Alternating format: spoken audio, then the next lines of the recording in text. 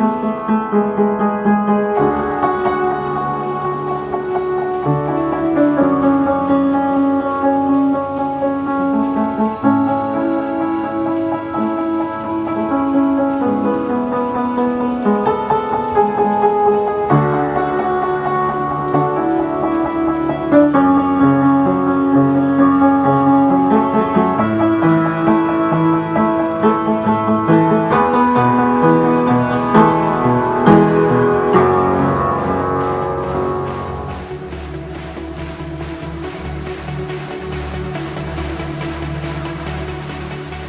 name is Victor Kidson. We're here in Melbourne for the Extrema 400 tour, brought to you by Transgression. With me, I have Darren Porter. How are you today? I am fantastic. How are you? Jet lag, I guess, right? A little bit, yeah. I didn't. Yeah, my last night was not that good. How have the shows been so far? How's Australia treating you guys? As ever, brilliantly. I was here a few years ago as well, just for the first time. But yeah, I kind of knew what to expect. But again, surprises. So first show, obviously, everybody's nervous and say what's going to happen. Went down really well. Then we went out in Adelaide. Then went on to Sydney. Sydney was just like brilliant, really, really good. Yeah, so far so good, and yeah, hospitality's been excellent. So couldn't be happier.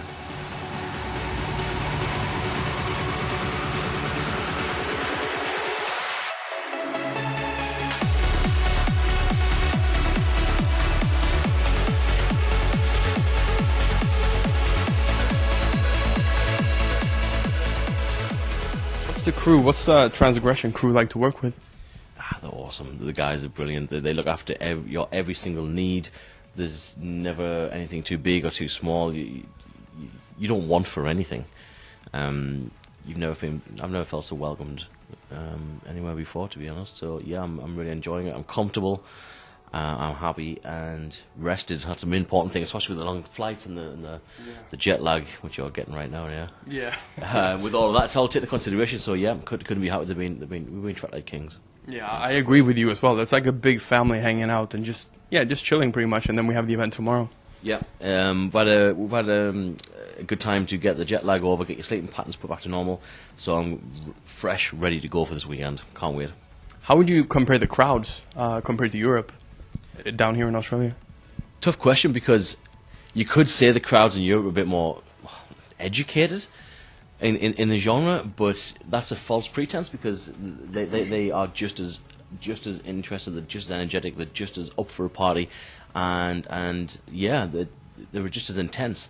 And Australia seems to be a place to be right now. There's a lot of followers. It's growing rapidly, and the parties and the vibes are showing. So keep it up. I love it. Now, you and Manny, you got here a week before me. I got here a couple of days ago, and I have to ask you, have you seen any spiders or any snakes? Because everyone is like messaging me, check your bed. This is not even funny. Okay, it's not funny because, as you know, one of the guys who were looking after us, he made a very valid point about the amount of things in this country that can kill you. Yeah. And the smaller the spiders are, the more it's going to damage you. And you can't, you feel a little scratch or a little itch, or you look everywhere. It's nerve-wracking. Yeah, it's not funny. No, I know it's not funny. I'm the same like you, but I freak out. I'm going to admit it. I freak out with spiders. I don't know why. I should be a man, just kill them, whatever. But when that thing can do damage, you think twice. It's not like a European spider. It's flicking, it's all good. No. They even showed us some photos. Like, yeah, they shouldn't have done that. And I don't know if you can see it on camera, but I've got a little scratch on my wrist, and yeah. We'll see what you look like tomorrow. Yeah, we'll see if I've got my hand tomorrow. That spider bite, I'm going to die. Yeah, I mean, there's spiders and there's snakes. When I did the research about you this time, because there's like three things that doesn't really scare me, but there's three things that I don't like: spiders and snakes and thunderstorms. You don't like thunderstorms? Well, it's hard to admit that I'm scared of thunderstorms, but yeah, I guess I have to do that because it's a little bit scary. But for you, I hear it's like the best thing in the world, right? Brilliant, and I love thunderstorms.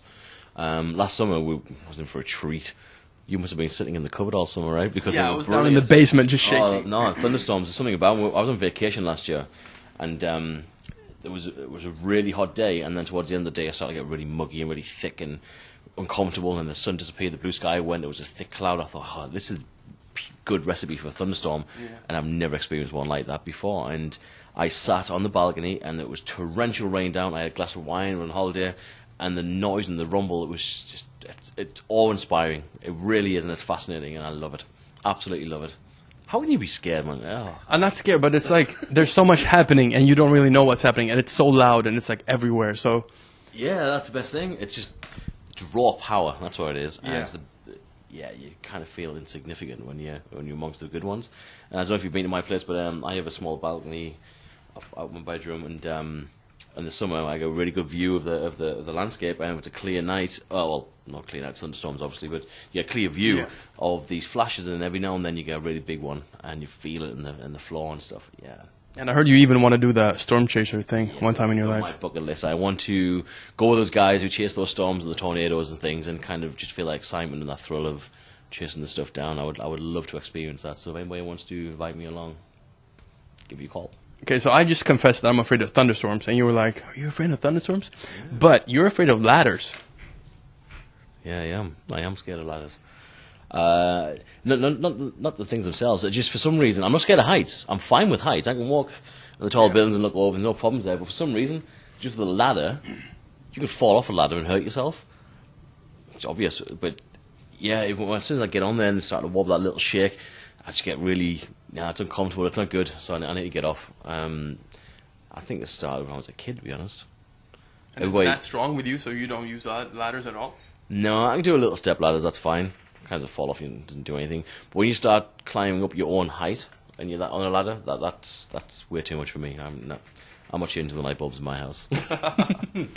So if we go back to the tour, how does it feel to be one of the artists chosen for the Australia World Tour for Extrema 400?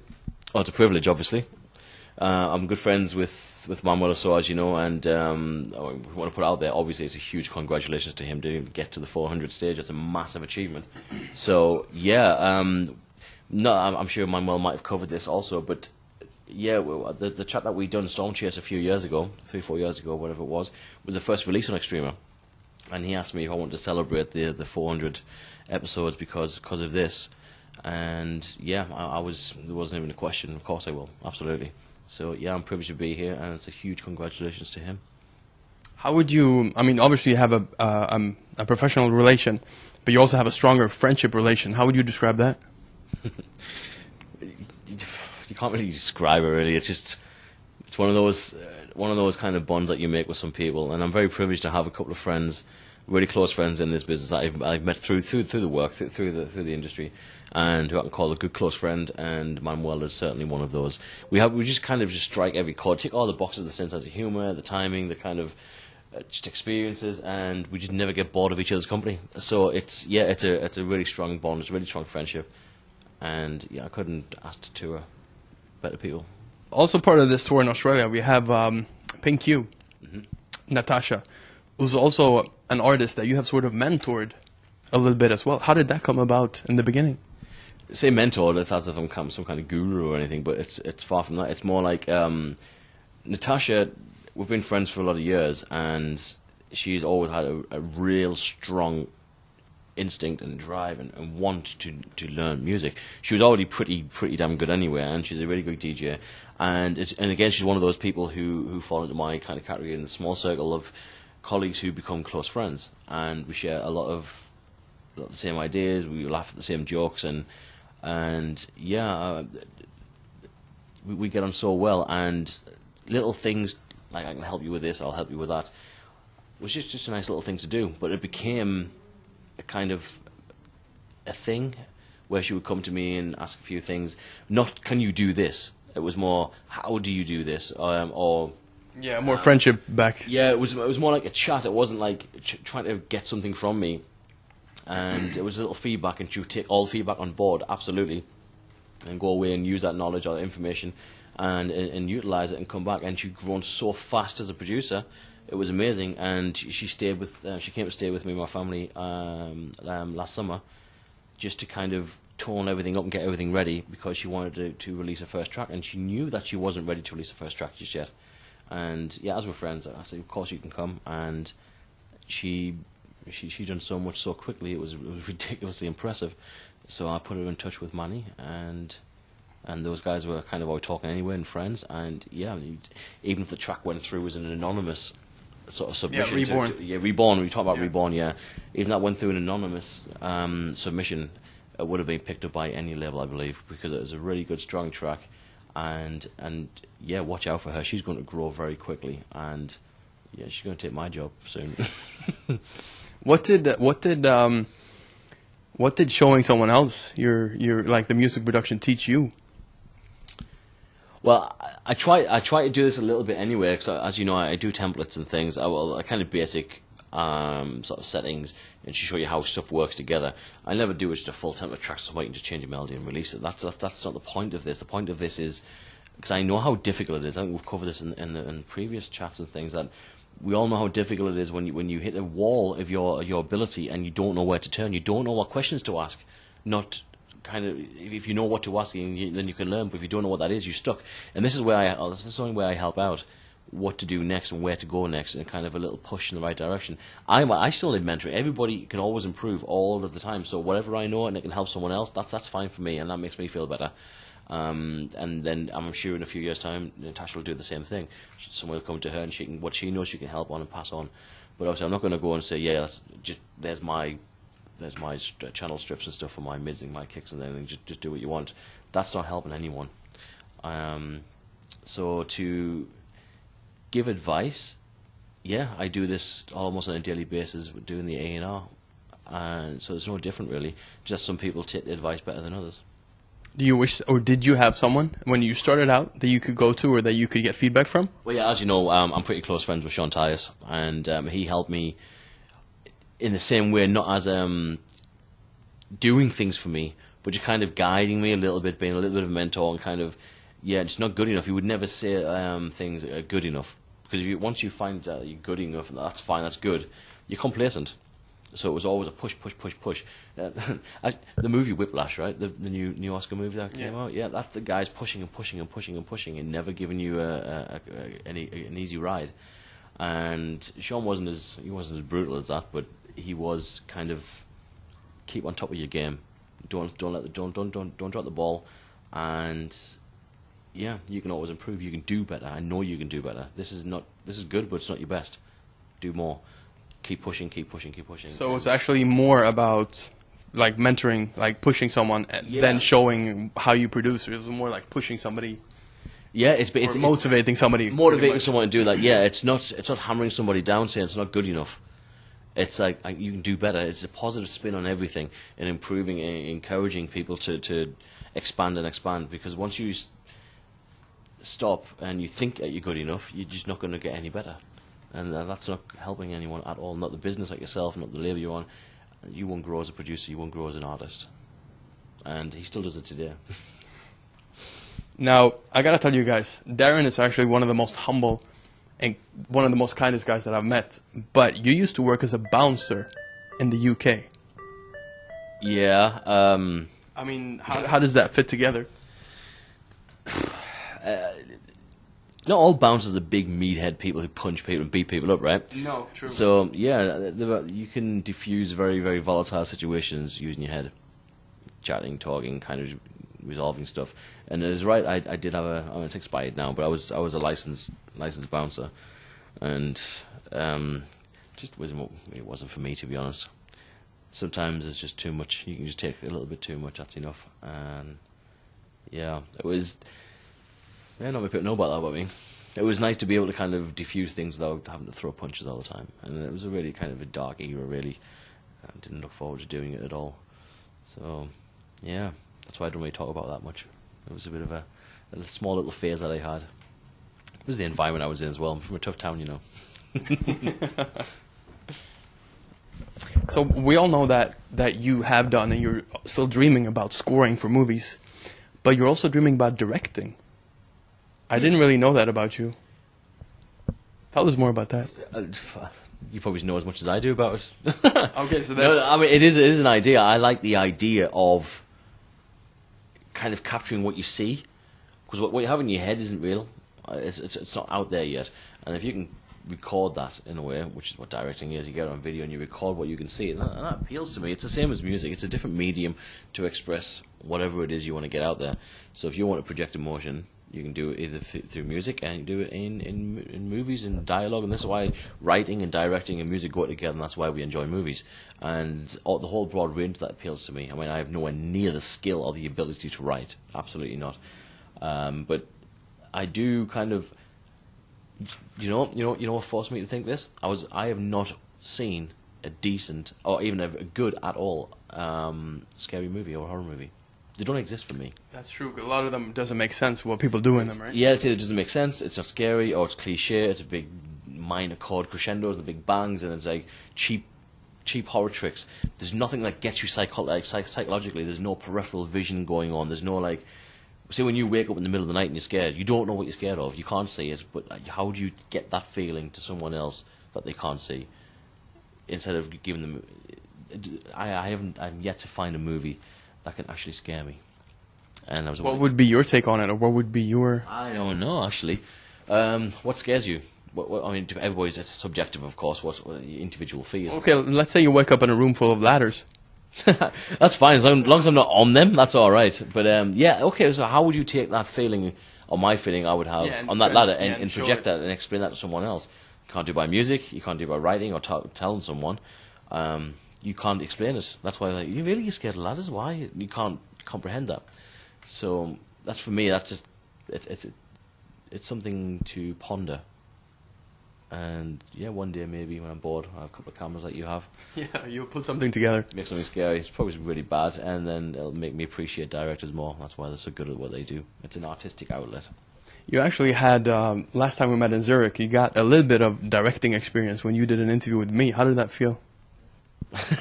As you say, you interviewing everyone all the time, and I was curious if you got the nerves, or you mean to say yes to it or do it? Just do it. Yeah. Yeah, just I wanted to do it, just to kind of switch the roles a little bit. It was more for you, to be honest. I wanted to see how you would react when you got an unexpected question. Yeah. And watch your mind work while you're thinking how to answer it. But it was quite fun, actually. It is fun. Yeah, it is fun, and it's different. Being on this side, I can chill out more than on this side. Because I ask you the questions, you have to give me replies. Yeah, it was actually quite funny to watch how comfortable you were. A few times you were like, and you were looking around trying to find your answers, because normally you have guide sheets, or you know what you're going to say, you know what's coming, and you're just waiting for the answer, and you follow on. The other way around is, you have to really think quickly. But it was good for me as well, because I get to get the feeling that you guys feel as well. I know some people want the questions before, but I think that's a bad idea because I want it all to flow naturally. Yeah, I know you want to do it. Every time, just a little hint, nothing. But yeah, I like this. It's more of a chat than anything else, right? Yeah, it is a chat, exactly. Back in Zurich, we also talked about the follow-up or your new track. You said, let's try something different, perhaps. Tell me about Cause and Effect. Well, Cause and Effect was kind of a track I already had half done when we spoke then. And I had a few other ideas, and I wanted to try them. And since then, I have tried a few ideas, and some things kind of made the cut, and some didn't. And the interesting thing about Cause and Effect, I'm not sure if people have noticed it, or they may have noticed it, especially some of the DJs may have noticed it when mixing the track, is that the actual chord progression is not a typical, like a 4-bar chord progression or 8 or 16. It's actually 6. So it's 6 chords over a 4-bar, so it's like 6/4 time signature, which is very unusual in trance music. Everything's over 4/4/4. I mean, you do have the 4-bar kicks, but when you listen to it, the melody and stuff doesn't work unless it is 6/4 instead of 4/4. And and this is what I was struggling with, trying to get this kind of melody that was working, and it was either too short or too long. I was like, you know what? I made a conscious decision to make the 6/4. Problem with that is it doesn't line up with 4/4 or 8/4 or whatever with everything else. So you have to wait at a certain point the track to mix out or whatever. And that's why there's an acid part in there to give you the ability to mix out early if you like to, instead of mixing out right when the melody comes. Because any other tracks that are 16-bar intros, 32, all divisible by 4, won't line up properly. So yeah, it was a conscious decision to go with that, but it was a little bit different, but yeah. So see what you think.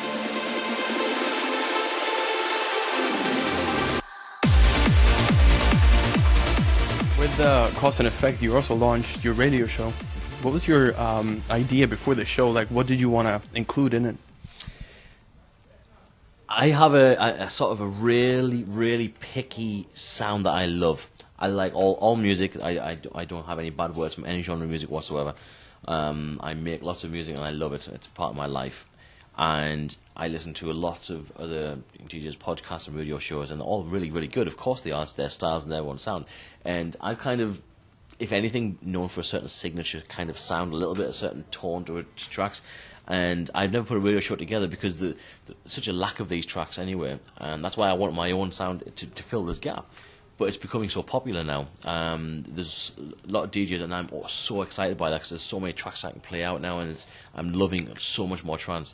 And I thought now is the right time to start collecting a few together and putting a radio show together. And yeah, and I'm loving it. I can't wait to record the next one. I'm here right now, so I'm overdue. So I apologise. I'm sure by the time this goes out, it'll be released. But yeah, I'm so excited to go through the promos and find this kind of really hard driving, energetic, banging trance. That's a little bit more bite to it, a little bit more attitude, and I'm loving it. So yeah, Cause and Effect was time to start. It was time to do something with it. So yeah, Cause and Effect was born. The first time we met was at Lumi Beach, 2013, right? Or the first time we did an interview. I think we met a year before. Okay, maybe, but I think our first interview was 2013, and at that point, you were like starting, your tracks were getting place. Yeah. Now, a couple of years later, do you feel more secure in your own? Do you feel more confident in your own productions now that you know that they're working?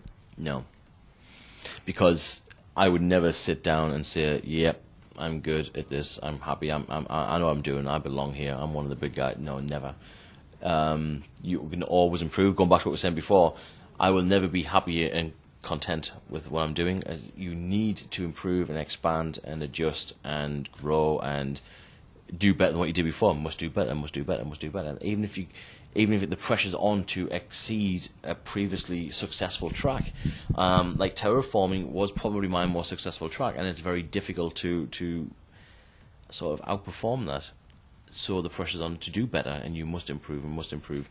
So am I further ahead than I was in 2013? Yes, I am, and very grateful for all the support.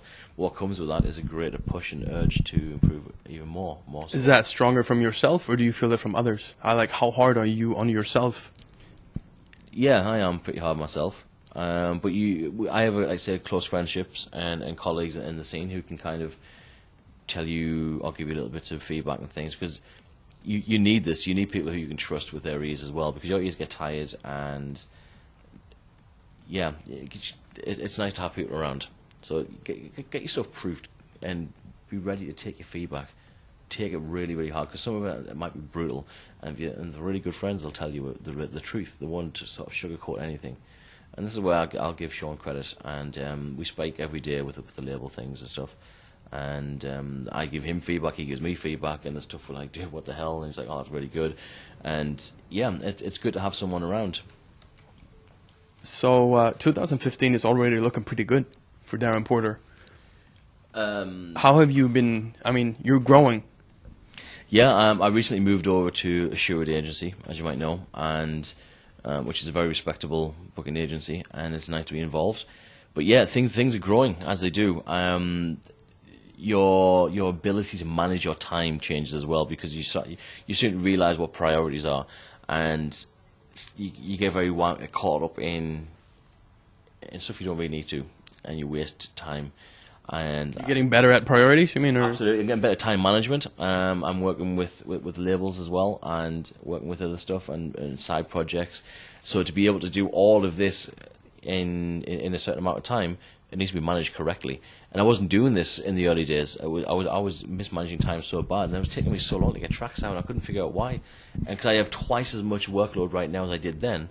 And it's just smooth right now. But now I have I have a time schedule. Stuff needs to be done by, and I prioritize stuff. I have a daily routine, which kind of helps with the flow of things. So my productions, I'm not stressed and worried and meeting deadlines all the time. And so so tracks are coming, and production time comes more easier. And when you just less stress, you're creative, you're more creative, less to worry about. Because forced creativity is not creativity. It's kind of it's formulaic. It's formulatic. However, you understand. So, this year is going to be it's a little bit more regimented. I know what I'm going to be doing. I know what I'm going to be doing to buy, and I know what I need to do. So, what are you going to be doing? I feel you asked that. So it's going to be a lot. I'm going to have a lot more solo projects coming. I've got some pretty decent big remixes to announce soon, and some collaborations as well. So there's going to be a lot of my stuff being released this year, which is a far cry from like 2012, 2014, which is like 12 months between solo tracks. That was way too long. So hopefully I will get regular releases in 2015. And with the extra bookings coming on, hopefully be more cities, experience more places, and play where I haven't played before. So it's just to keep this train moving. One last thing, Manny wanted me to ask you what's going on with the collaboration between you guys. He knows it's done. It's finished. He knows that it's finished. So I've just finished a brand new collaboration with Manuel So. Did he tell you the name yet? No. I don't think he has it yet. Even he's expecting it from you, I think. Oh, he doesn't have it yet. Okay, well, okay. Literally finished it the day before I left. Yeah, okay. So I hadn't even tested it out yet. So I'm going to play tomorrow. I'm going to play it out. So it will be. I think it's being broadcast. I'm not sure. But again, this video will go out before then. After then, sorry. But the track's called Loud Noises, and it's a little different to what you would probably expect from us. And I think it's going to work pretty well on the dance floor. But I don't know. We'll find out. So the track's done. Collaboration with so all ticks signed off, ready to go. And more info on that as soon as I get it. On where it's going to go. Which labels, etc. Release dates, I have no idea yet. I'm looking forward to tomorrow even more now, to hear it played out loud. I'll point it to you. I'll let you know when it's on. You might even know when it's on. The clue's in the title. Thank you so much for your time. Thank you very much, sir. It's been a pleasure. My name is Victor Kidson, and we're here in Melbourne for the Extrema 400 World Tour, brought to you by Transgression with Darren Porter.